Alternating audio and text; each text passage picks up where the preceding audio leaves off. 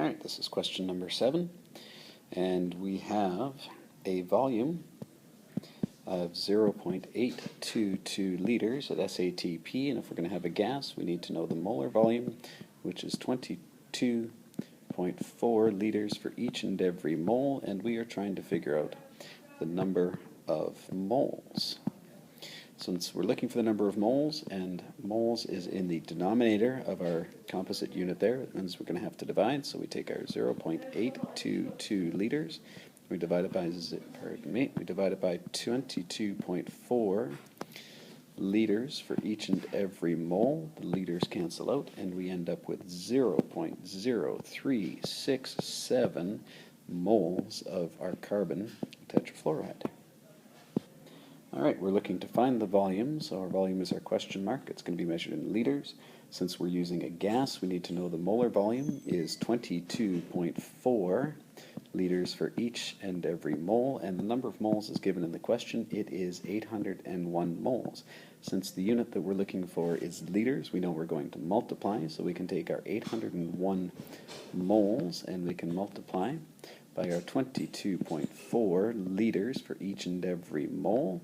Obviously the moles are going to cancel out, and we end up with 17,942.4 liters, but we don't get to have that many digits. We only get 3 significant digits, so we get to keep the 1, the 7, and the 9, and remember, with scientific notation, you are only allowed 1 digit in front of the decimal, so that gives us 1.79 times 10 to the 5 liters, and we know this because we moved the decimal spot 1, 2, 3, 4. Oh my goodness, it is 4 times.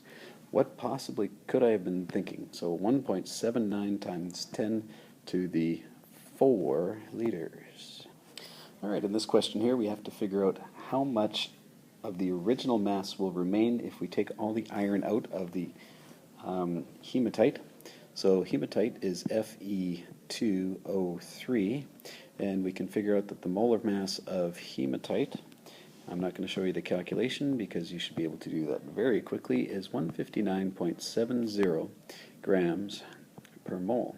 Now if we strip out the oxygen, the only thing that's going to be left is going to be the iron, and the molar mass of the iron that's going to be left is going to be 111.70 grams for every mole. Why is it 111.70 and not 55.85? Well, that's because we have 2 atoms of iron.